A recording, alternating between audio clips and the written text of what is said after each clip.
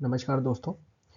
जो बच्चे Indian railway में जॉब करना चाहते हैं या इंडियन रेलवे के बारे में जानकारी लेना चाहते हैं कि इसका एग्ज़ाम किस प्रकार से कंडक्ट होता है, कैसे इसका एप्लीकेशन फॉर्म फिल किया जाए, क्या क्या एलिजिबिलिटी होती है और क्या क्या पोस्ट होती हैं एग्ज़ाम के हिसाब से, group A B C D क्या होता है, उनके लिए ये वीडियो बहुत अच्छा होने वाला है। तो वीडियो को लास्ट तक ज़रूर देखें और अच्छा लगे तो चैनल को सब्सक्राइब करें और वीडियो को लाइक करें। तो चलिए स्टार्ट करते हैं। रेलवे रिक्रूटमेंट में क्या होता है, रेलवे जो है उसमें 4 ग्रुप होते हैं, group A B C D. तो चारों ग्रुप में क्या होता है, दो तरीके से डिवाइड होता है, एक गैजेटेड और एक नॉन गैजेटेड। तो गैजेटेड में जो होता है वो ग्रुप ए और बी आता है और नॉन गैजेटेड में ग्रुप बी और सी आता है। तो जनरली क्या होता है, जैसे हम सबसे पहले ग्रुप ए की बात करें तो ग्रुप ए रेलवे रिक्रूटमेंट की यहाँ बात करते हैं। उसमें क्या है कि जो इसमें पोस्ट होती है वो IRTS, Indian railway traffic service, Indian railway account service, Indian railway personal service, Indian railway engineering service और इंडियन रेलवे मेडिकल सर्विस। ये यहाँ पे 5 पोस्ट इसमें निकलती हैं, जिसमें जो क्या बोलते हैं रिक्रूटमेंट जो होता है वो डायरेक्ट यूपीएससी के थ्रू होता है। इसका जो रिक्रूटमेंट है उसका कोई अलग से फॉर्म नहीं आता है, जो कि यूपीएससी में जो बच्चे मतलब सेलेक्ट होते हैं तो उनकी रैंक के हिसाब से उनको इंडियन रेलवे में पोस्ट दी जाती है। तो जनरली इसमें जो एलिजिबिलिटी होता है वो bachelor degree from any recognise university मांगा जाता है या degree in engineering for technical post. Technical post के लिए जो भी इंजीनियरिंग किया होता है, जैसे मैकेनिकल हो गया, इलेक्ट्रिकल हो गया, उन पोस्टों के द्वारा जो भी रहता है उसके थ्रू निकलती हैं। एज की बात करें तो इसमें 21 से 32 साल जो जनरल के लिए रहती है, ओबीसी के लिए 21 से 35 साल और SC ST के लिए 21 से 37 साल रहती है। अच्छा, सिलेक्शन क्राइटेरिया की बात करें तो इसमें प्राइमरी एग्ज़ाम होता है, फिर मेन एग्ज़ाम होता है, फिर इंटरव्यू होता है इसमें, जो कि जैसे यूपीएससी के थ्रू होता है। सैलरी स्ट्रक्चर की बात करें तो इसमें सैलरी बहुत अच्छी होती है और इसमें सैलरी के साथ साथ इसमें अदर चीज़ें भी, मतलब अदर फैसिलिटी बहुत ज़्यादा, जैसे कि आपको एक बंगलो दिया जाएगा, कार दी जाएगी और काफ़ी मतलब ऐसी हाईली एजुकेटेड पर्सन के लिए जो सुविधाएं मिलनी चाहिए वो रहती हैं। जो सैलरी स्ट्रक्चर जो इसका रहता है वो 56,100 से 2,25,000 तक रहता है।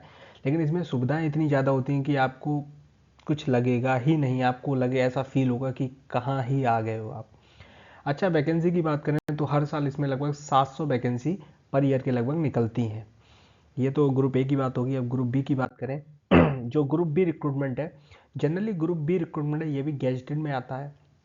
इसकी कोई मतलब ज़्यादातर लोग बोलेंगे आपको इसकी कोई डायरेक्ट रिक्रूटमेंट नहीं निकलती है। इसमें ज़्यादातर क्या होता है, जो ग्रुप सी और डी में जो भी लोग ज्वाइन करते हैं उनका प्रमोशन होता है, उसके थ्रू इसमें मतलब ग्रुप सी में आते हैं वो लोग। लेकिन ऐसा नहीं है, इसमें भी कुछ स्पेसिफिक वैकेंसी आती हैं।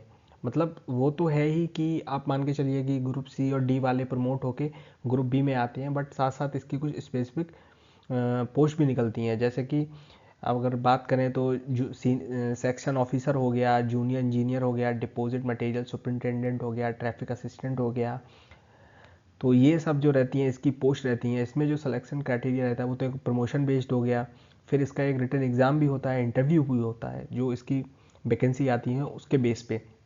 एज की बात करें तो 21 से 40 साल जनरल के लिए रहता है, ओबीसी के लिए 21 से 43 साल और SC ST के लिए 21 से 45 साल तक रहता है। सैलरी की बात करें तो इसमें 50,000 से 1.5 लाख तक की सैलरी का इंस्ट्रक्शन मिलता है आपके लिए। अच्छा, इसमें भी ये भी एक गैजेटेड ऑफिसर वाली रैंक होती है जो कि ग्रुप बी में रहते हैं। तो ये भी बहुत अच्छा है, अगर आप इसमें भी स्पेसिफिक वैकेंसी में फॉर्म फिल करते हैं और इसमें सेलेक्ट होते हैं तो बहुत ही अच्छी जॉब होने वाली है आपको। आपको ऐसा लगेगा कि मतलब आप कहाँ ही आ गए हो। और इसमें जो एवरेज वैकेंसी होती है वो मान के चलिए 1500 वैकेंसी पर ईयर इसमें लगभग आती हैं। अब रेलवे ग्रुप सी की बात करें रिक्रूटमेंट की। रेलवे ग्रुप सी और डी बहुत ज़्यादा मतलब चर्चा में रहता है क्योंकि इस पर बहुत ज़्यादा वैकेंसी हर साल आती हैं। तो रेलवे ग्रुप सी में जो सिलेक्शन क्राइटेरिया रहता है जिसका, वो कंप्यूटर बेस्ड टेस्ट होता है, स्किल टेस्ट होता है, डॉक्यूमेंट वेरिफिकेशन होता है और मेडिकल टेस्ट होता है। हालांकि यहाँ दिया हुआ है। एज लिमिट की बात करें तो 18 से 33 साल जनरल के लिए रहती है, ओबीसी के लिए 18 से 36 साल और ST SC के लिए 18 से 38 साल रहती है।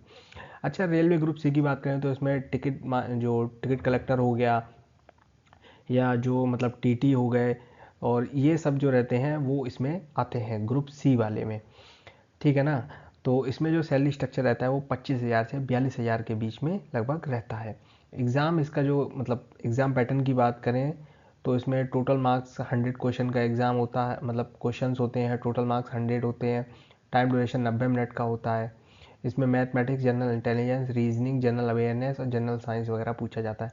अच्छा, ग्रुप सी भी काफ़ी अच्छा है। अगर जैसे आप जेई वगैरह, इसमें टेक्निकल पोस्ट से भी निकलती हैं, जैसे कि आप किसी भी टेक्निकल जैसे डिप्लोमा किया हुआ है आपने, तो आप ये फॉर्म फिल कर सकते हैं।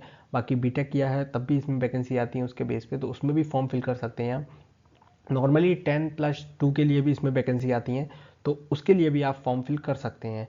तो ग्रुप सी भी बहुत अच्छी रिक्रूटमेंट है अगर आप जाना चाहें। इसमें क्या होता है, इसमें धीरे धीरे जब आपका प्रमोशन होता रहता है तो आप गैजेटेड ऑफिसर की मतलब रैंक पे भी आ सकते हैं समय के साथ साथ।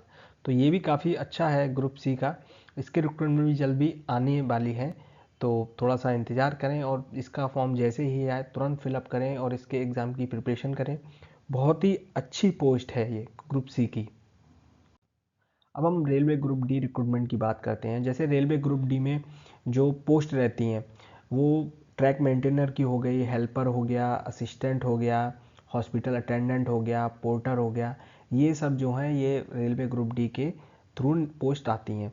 इसमें जनरली क्या होता है कि आपका एक नॉर्मल एग्ज़ाम होता है, कंप्यूटर बेस्ड एग्ज़ाम होता है, फिर एक फ़िज़िकल एफिशिएंसी टेस्ट होता है। ये जो फ़िज़िकल एफिशिएंसी टेस्ट है इसमें क्या होता है कि बॉयज़ के लिए या गर्ल्स दोनों के लिए निकलती हैं।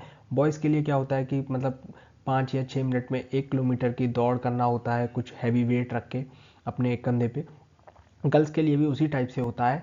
फिर इसके बाद डॉक्यूमेंट वेरिफिकेशन होता है, मेडिकल एग्जामिनेशन होता है, उसके बाद आपको ज्वाइन करा दिया जाता है। अच्छा, इसमें एज लिमिट की बात करें तो 18 से 33 साल इसमें जनरल के लिए रहती है, ओबीसी के लिए 18 से 36 साल रहती है, एससी एसटी के लिए 18 से 38 साल तक रहती है। सैलरी स्ट्रक्चर जो इसका है वो, हालांकि ये एकदम मिनिमम पोस्ट होती है रेलवे ग्रुप में। जैसे आप देखेंगे ए बी सी डी जो 4 ग्रुप है उसमें ये सबसे मिनिमम पोस्ट इसमें रहती है।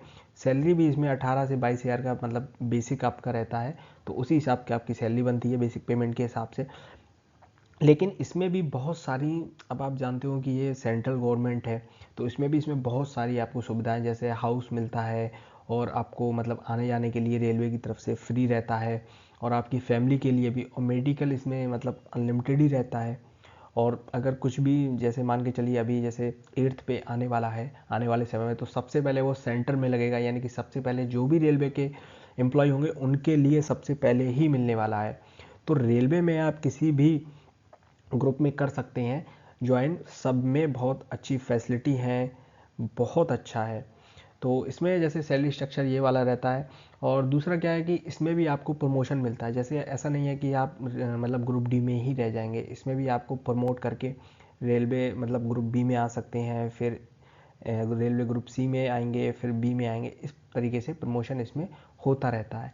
तो मेरे हिसाब से अभी आपको क्लियर हो जाना चाहिए कि railway group A B C D क्या है। जो ए और बी वाले हैं वो गैजेटेड में आते हैं और सी और डी वाले नॉन गैजेटेड में आते हैं। तो जो भी स्टूडेंट इसको देख रहे हैं प्लीज़ वीडियो को लाइक करें, चैनल को सब्सक्राइब करें, बहुत ही मेहनत लगती है वीडियो बनाने में। तो गाइस, मेरी तरफ से बहुत बहुत आपको शुभकामनाएं हैं। आप रेलवे ग्रुप डी या ए बी सी डी किसी की भी प्रिपरेशन करें और सिलेक्शन लें। इसमें क्या है, रेलवे ग्रुप डी की अभी वैकेंसी भी आई हुई है, तो जल्दी से जल्दी फॉर्म भी फिलअप करें। Thank you so much.